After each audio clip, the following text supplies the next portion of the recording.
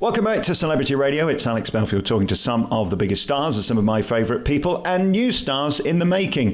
Kurtis Peter Hartman is the new star of X on the Beach on MTV. He's already causing a storm after just a couple of weeks on the telly, and I'm delighted to say he joins us now. How are you? Yeah, I'm very well, thanks. I've been well. Things have been going a bit crazy since the air date, so yeah, it's all picking up nicely. Isn't it amazing how you can go from literal obscurity to being a megastar within a week just by appearing on a show like this? It does change your life overnight. Now you'll do the appearances, now you'll end up doing the clubs, and you're going to be a big star. Congratulations.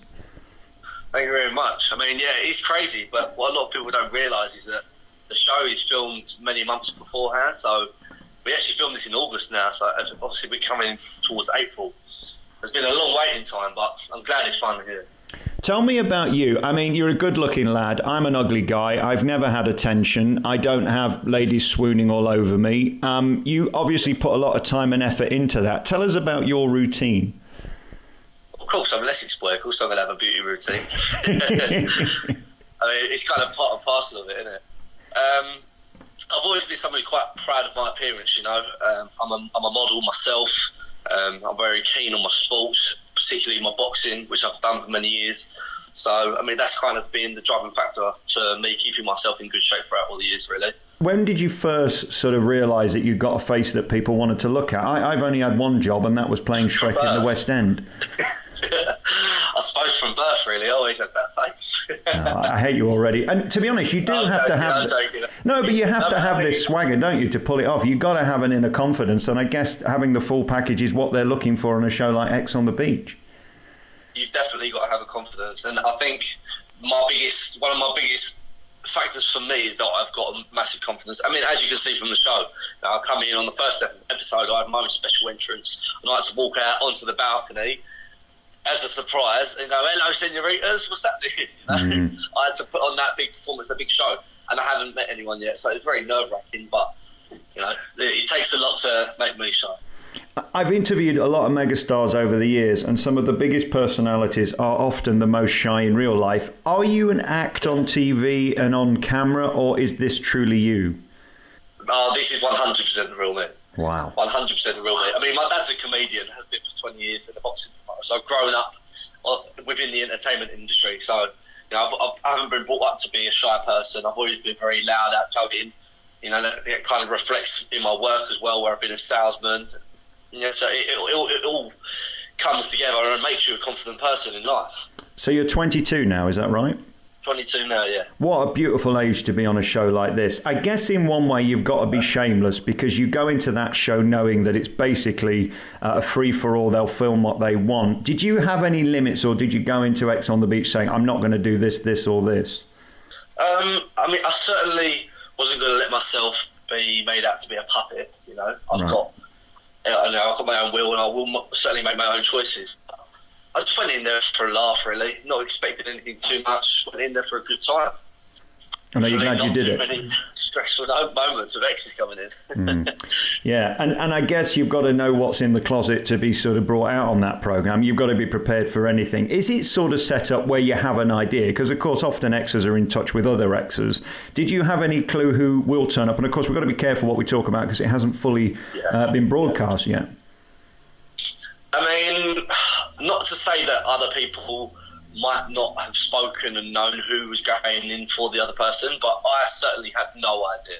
I had no idea whatsoever, and the whole time it just makes you're constantly on edge. You know, because at any point the tablet terror could go off, and then you're getting sent down to the beach, and you could have an ex coming in to ruin all your fun. So yeah, certainly a sense of anxiety hanging over your head. What a beautiful life. I mean, I look at the pictures of you and the reality of you. What I worry about is people who haven't got confidence, who maybe haven't been blessed with your personality or looks or charms or downstairs package and all that business. Do you have some worries that there are people who watch that, and I'm probably one of them, and I go, this is just not a life I associate with. I dream of being you, but I'm never going to be it. It is sort of a pure escapism, isn't it? I think it's not a life that's for everyone, you know. It certainly fits certain personalities more, certain lifestyles more, but I mean, I can only speak for myself personally, and I felt like it was a good choice for me to make at my point in time in my life. You know, I'm only 22. I'm a model, and it kind of fits in with the whole industry. It will boost my modelling career, and I thought of my career as well. So yeah, I can't say it's for everyone, and I wouldn't recommend it for everyone if people aren't mentally, you know, in the right mental state and stuff for it. But for me, I felt good in myself. I felt confident, so hence why I thought, yeah, let's go and give this a go. I've interviewed a lot of the Geordie Shore people, and I know the main money to be made is in live appearance. Is that something you're excited about, that suddenly the doors are going to open in nightclubs where they pay you an obscene amount just to turn up? What a glorious thing. Oh, of course. I mean, I've already got a few PAs rolling in. My management's doing very well for me. A lot of modelling jobs rolling in. So I can't really complain. But the thing is with this industry, it's a very cutthroat business, as you probably know yourself. And I'm very business minded. I always have been. I've been brought up that way from my dad. So I also know that if you don't make the most out of it while you've got a short period of time, you're likely to miss the boat. Some of the people who have done these shows end up going off the rails. How are you about the people around you and what you're surrounding yourself with, and keeping your feet on your floor with your mum and dad and all that stuff? Because it's really important when you hit that huge fame quickly that you don't become an arsehole, isn't it? 100%.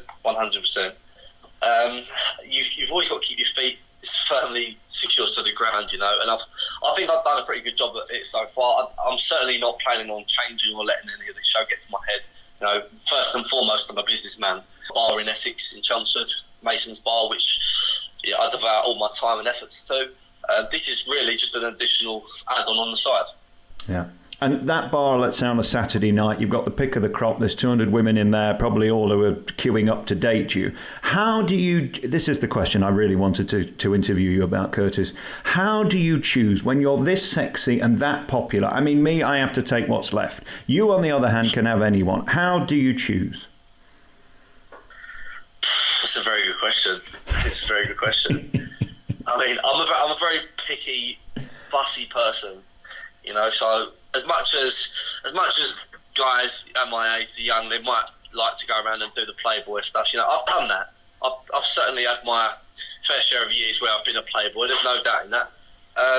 But you know, it also gets to the point where you've done that for so long that it becomes nice. You start to crave just the one-on-one attention, if you know what I mean. And I'm quite an needy person, so I'm certainly open. I'm certainly looking. If the right thing comes along, then, you know, why not?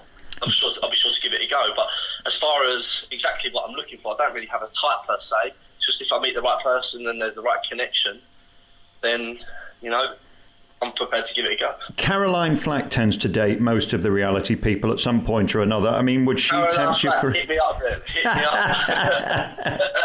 She knows what she's doing, doesn't she? And again, so you're single right now, and I guess you've got to remain that way for this to work. You can't really be in a relationship and be a reality star in this sense, can you? You've got to be A, desirable, and B, available. That's sort of the prerequisite of what you're doing. Yeah, I mean, there are certain circumstances where people do make these, you know, couple relationships work within reality, but as you know yourself, there's also a lot of drama within reality as well, so it's hard to keep something going. Are you the kind of guy that can see when the red mist descends? Because I worry with these shows, they are making entertainment, they are looking for a front page story.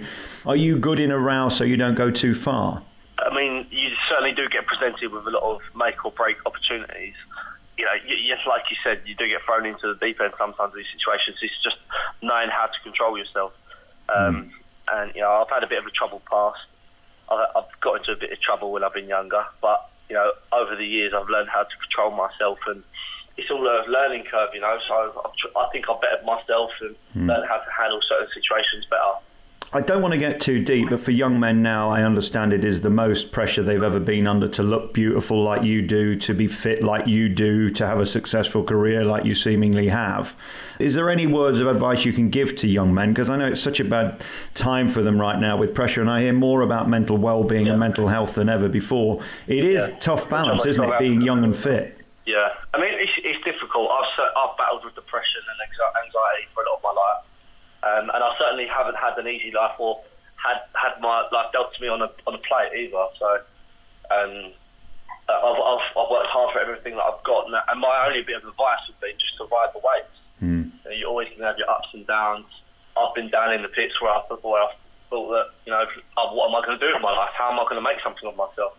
But now, if you look at me, you know, on the outside, people will look at me and think that, you know, this is quite a successful young man. I've got my bar and stuff. I've got the show coming out and things are going crazy with that. So just because something might be bad at one point, don't think that things might get better. There's always a silver lining. Yeah, absolutely. And in terms of the discipline of being you and looking like you, nobody wants an ugly fat model. What's your daily regime like, food-wise and all that? Are you on top of that? Is your fitness the key thing in your day?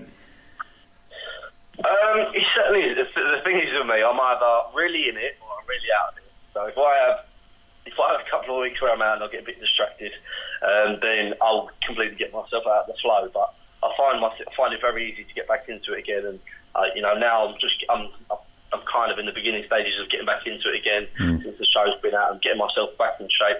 Luckily, I've got good genetics and I don't really put on weight or anything. I just tend to lose a bit of size, muscular. So I'm slowly putting it back on, packing on the pounds again, trimming myself down. Summer's only around the corner, so I've got to get myself looking good for all these photo shoots coming up, haven't I? I guess for May time, you'll be out in Marbella at all those clubs doing that sort of thing. That must be exciting. Yeah. Marbella bank holiday weekend's already booked. Yeah.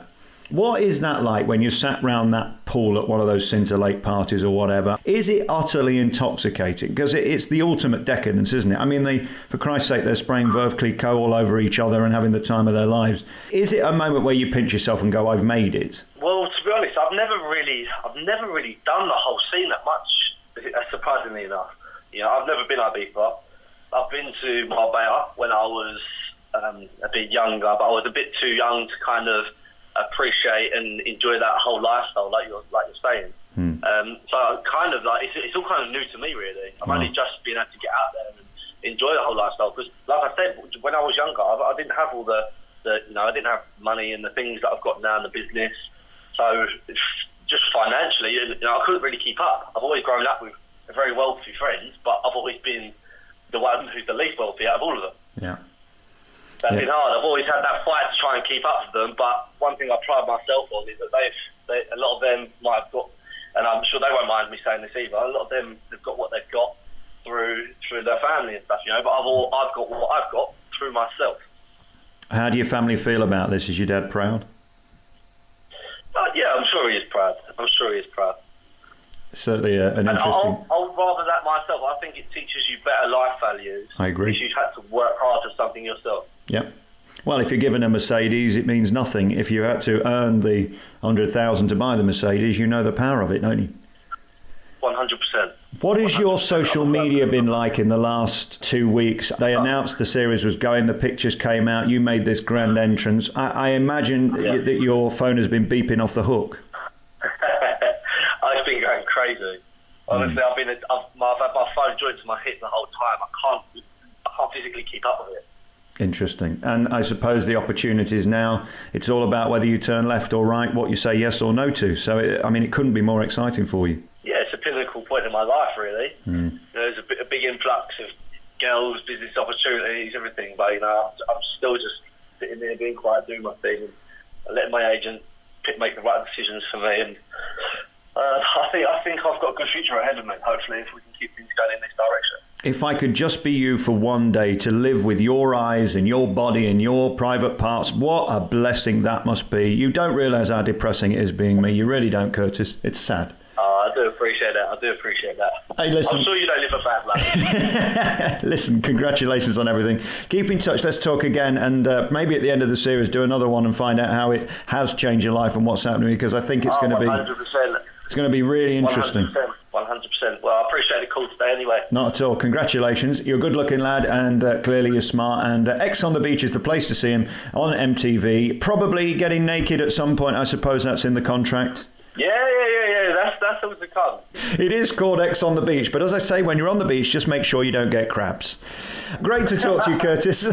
Thank you for your time, and I'll talk to you again. Take care.